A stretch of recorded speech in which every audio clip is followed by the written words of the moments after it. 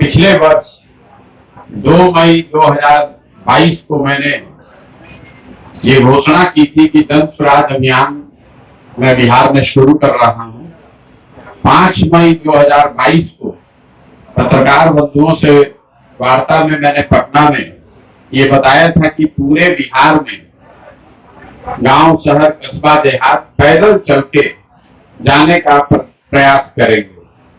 उस समय का अनुमान था कि 1 से 1.5 वर्ष में करीब करीब 3,500 किलोमीटर पैदल चल के इस काम को किया जा सकता है। 2 अक्टूबर 2022 को गांधी विद्यारवा आश्रम से ये पदयात्रा हम लोगों ने शुरू की और तब से बिना ब्रेक लिए हुए, ये बात मैं आपको फिर से एम्फसाइज कर देता हूं, 2 अक्टूबर 2022 से जब चलना शुरू किया है तब से ये पदयात्रा रुकी नहीं है। पर्व, त्योहार, जाड़ा, गर्मी, बरसात लगातार हम लोग चले, घर नहीं गए हैं, गाड़ी का कहीं उपयोग नहीं किया है, एक कदम भी गाड़ी पर नहीं बैठे। और मैं रोज अपने गांव में भी जब पदयात्रा में जाता हूं अपने साथियों को भी बताता हूं कि अभी भी आपने चर्चा सुनी होगी, लोग बताते हैं कि गाड़ी से जाइएगा तो ज्यादा लोगों से मिल पाइएगा, ज्यादा जगह भी विजिट कर सकते हैं। तो हम लोग की जो पूरी सोच है कि पदयात्रा में कितने किलोमीटर हम चल रहे हैं, कितने गांव में जा रहे हैं, इससे ज्यादा जरूरी है कि पदयात्रा के मकसद को पूरा करने के लिए इसकी शुद्धता और ईमानदारी, इसको पूरी तरीके से सुनिश्चित किया जाए। इसी वजह से गाड़ी का प्रयोग अभी तक नहीं करते हैं या बीच में कहीं ब्रेक नहीं लेते हैं। आज पहली बार इस पदयात्रा को ब्रेक के लिए में लिया जा रहा है, तो ये मेरी जिम्मेवारी बनती है कि मैं पत्रकार बंधुओं को ये बताऊं कि ये ब्रेक क्यों लिया जा रहा है। पदयात्रा शुरू होते समय मैंने घोषणा की थी कि अगर शरीर से बीमार नहीं हुए तो कोई कहीं रुकेंगे नहीं। बीमार मैं अभी भी नहीं हूं, पूरी तरीके से स्वस्थ हूं, लेकिन वैशाली में चलते हुए मुझे अपने बाएं पैर में तकलीफ हुई पहली बार। सुखी में वहां हूं, 5 दिन रुके हुए थे। डॉक्टरों ने अपनी ओर से जो इलाज समझा वो किया और राहत भी मिली, फिर सुखी से चलना शुरू भी किए, लेकिन फिर से वो मसल टियर बढ़ गया है।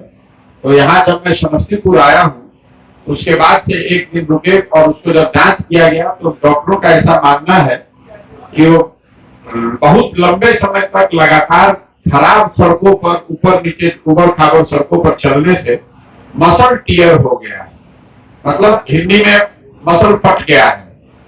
और ये कोई बहुत गंभीर बीमारी नहीं है, बहुत ज्यादा ओवर यूज है, मतलब 20, 22, 25 किलोमीटर अगर आप डेली खराब सड़कों पर चल रहे हैं पैदल तो मसल फट सकता है। तो डॉक्टरों का अपना एक अनुमान है कि इसको दवा और इंजेक्शन से ठीक करने के साथ साथ ये जरूरी है कि 10-15 दिन का इसको आराम दिया जाए। जैसा कि आप देख रहे हैं, हम आपके सामने बैठे बिल्कुल स्वस्थ हैं, काम करने में कोई दिक्कत नहीं है। सिर्फ उनका सुझाव ये है कि चूंकि ये यात्रा अभी 1-1.5 महीने और 1-1.5 साल चलनी है, तो ये समय जब 8 महीने करीब हम लोग पैदल चल लिए तो 10 दिन रुक के उस मसल को हील करने का अवसर दे दिया जाए। इसीलिए 10 से 15 दिन के लिए हम यात्रा में ही स्थगित कर रहे हैं और जब लौटेंगे 15 दिन में इसी जगह से पदयात्रा को पुराने ही फॉर्मेट में, अभी चर्चा चल रही थी, कई लोगों ने सुझाव दिया कि अब गाड़ी से चल लीजिए, आधा गाड़ी से चल लीजिए, लेकिन मैं आपको बता रहा हूं कि जिस फॉर्मेट में पदयात्रा अभी तक चली है उसी ईमानदारी और उसी शुद्धता से इसको आगे भी शुरू किया जाएगा और आगे भी किया जाएगा। जब मैं समस्तीपुर वापस लौटूंगा 15 दिन के बाद तो इसको उसी तरीके से जैसे पिछले 7 महीने से किया जा रहा है, समस्तीपुर से आगे की बिहार की यात्रा उसी तरीके से पूरा की जाएगी। अगर फिर से कोई दिक्कत शरीर में हुई तो उस समय वो निर्णय लिया जाएगा, लेकिन अभी की सोच यही है कि जिस व्यवस्था में हम लोगों ने अभी तक पदयात्रा की है, इसी व्यवस्था और इसी प्रयोजन के तहत आगे इस काम को बढ़ाया जाएगा। आपने जो बस मेरी ओर से इतना ही आपको सूचित करना था।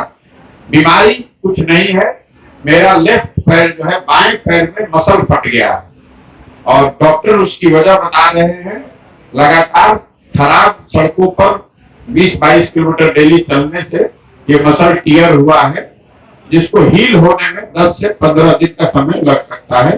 कोई दवा भी खाने की जरूरत नहीं है, सिर्फ रेस्ट की बात है।